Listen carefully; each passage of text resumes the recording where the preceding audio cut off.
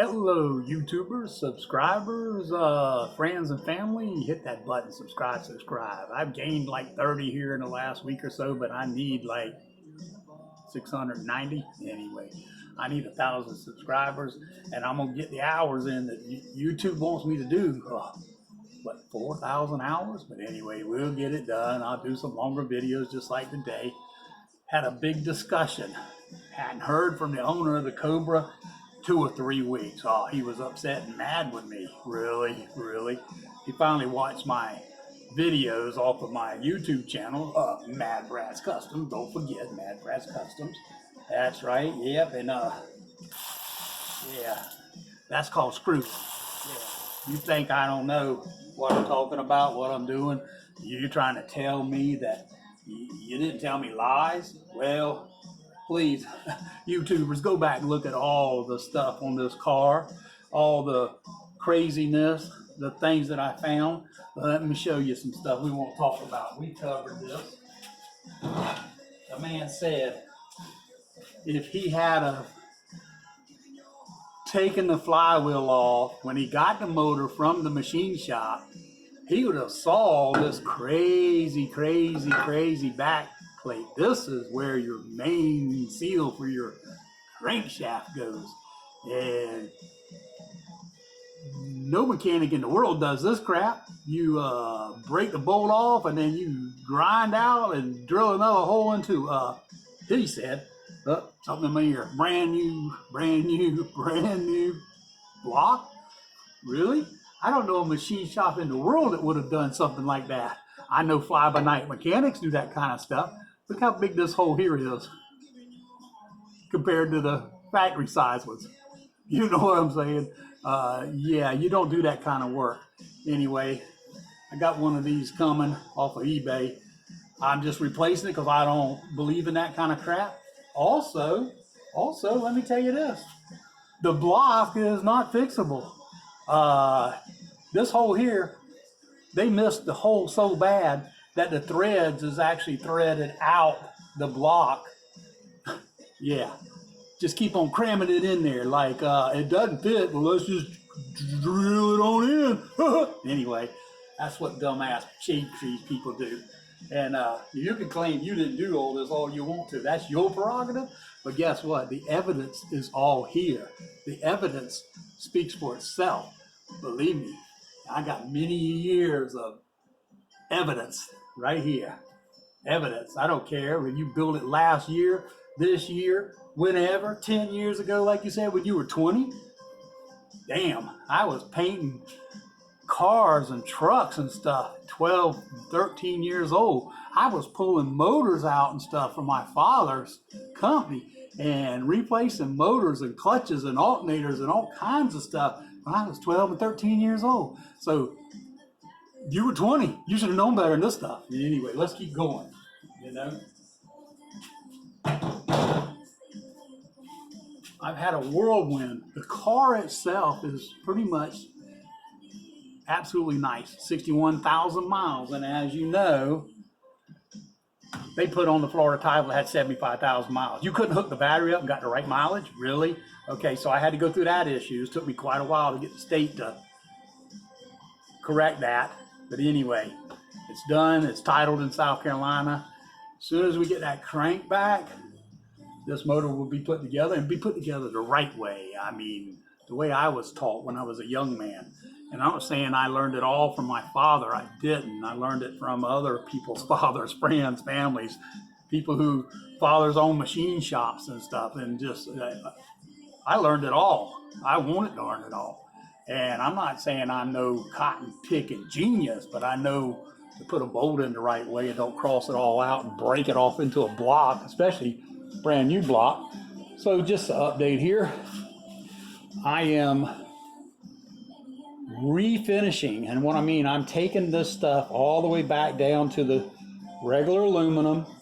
Whatever has to be done to make it look like factory again, I'm doing as best as possible, other than ordering all brand new stuff if I could find it, but I'm not doing that. This motor will go back together. It will go back together correctly, right. It will look good. It'll be somewhat custom because I'm still going to go with the wrinkle finished valve covers. I have my heads, the bottom of the heads are all cleaned and ready to go on. I got to do some more cleaning on this motor that never got driven. All the crap everywhere. I don't know how you get crap everywhere. Oh, maybe it leaked oil. How did it leak oil? How did it leak oil? There's a brand new motor put together. And I do believe I do see new parts, don't get me wrong. I just want y'all to know there's a lot of crap. That's the exhaust manifold. Look at the crap around it. Yeah, that hadn't been touched. It just took the manifold off. But how does it just idle? How does it just not be driven? How is it not ran? Anyway, I have my pistons cleaned up. I got my new rings. I got my ring gapping tool ready for that. I got waiting on the crank so I can get new rod bearings. I went ahead and bought a couple of sets of different sizes. And the products here, as you've seen. The man said, and I quote him because he sent it to me in a text, that he filled this transmission up through the shifter, and this leak is from where he overflowed it or spilt it. Really? I don't think so. The bottom drain plug was only 2 threads in and was leaking out of it like crazy. Yeah. He wanted me to do this video because he said things to me, and I'm not just talking about one text, I'm talking about 25 or 30. He said to me, I could look at it and say it had never been driven. Well, I bet you can't see that. Can I keep the light on it? That's inside the bell housing. Well, you didn't clean any of that when you put the new motor in? Really? You put a new clutch in it, flywheel. Why wouldn't you clean that up? That's because you've been driving it. And he says, look at the registration. If you look at the registration, you will see that the registration shows I didn't drive it. Well, hell, ever since before I could get a license, I think people drove no matter what, up and down dirt roads all over the place, you know, and they may not have had a driver's license at all, or maybe even not even a registered vehicle. You could have run it around the parking lot at your shop. I don't know. But anyway, it did get driven. It shows signs of driven a lot.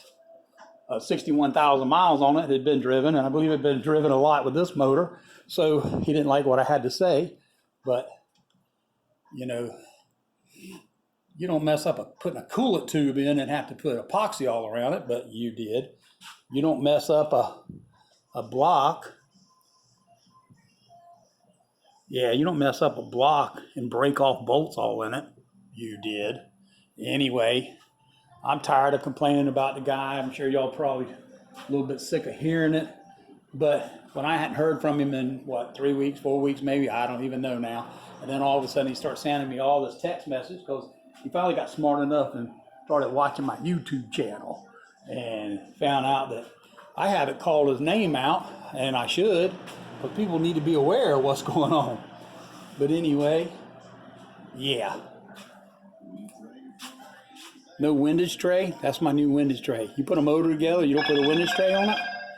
I don't understand some of the stuff I was told, but I'm also just hopefully convincing him that, yeah, he definitely screwed me over on this deal.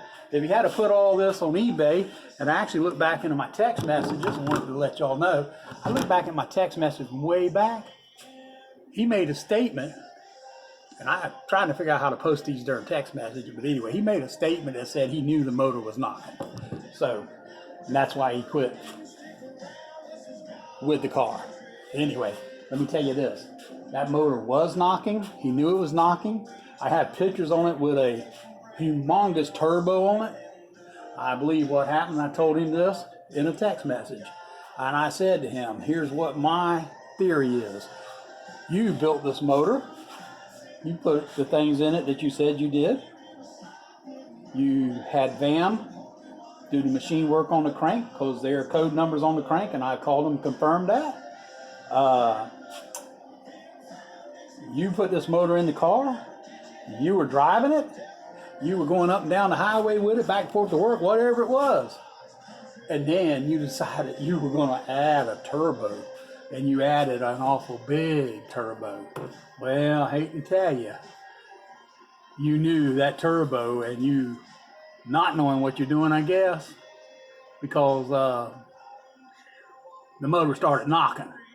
And that's when you pulled the turbo off of it, and that's when you sold the turbo, sold the stuff for the turbo. But there was one thing that you forgot about. And that tells me that I know that the turbo was on it when the motor went down because of this little deal right here. Hey, YouTubers, y'all know what that is? Huh? Yeah, that came with the turbo kit. That's right. When I first got this car running, it would run right, and I couldn't figure out why, so I went to hook up checking the ECU, and guess what? It still got the Diablo chip in the ECU that came with the Vortec turbo kit. So, evidence. What does that tell y'all? Oh yeah, you was running this car when it went to knocking. If not, you've been smart enough to sell that chip with the turbo. Anyway, all right, YouTubers, subscribe. I'm sorry for all the rant, but when the man sends me a bunch of crap saying that he didn't lie to me and things is just not what it is, and you want to apologize, send me half my money back. Or like I said, I could just do it legally. Anyway, Captain Brad here, Mad Brad's Customs. Sorry about the bright light, but there's always a bright light over my head. We are out.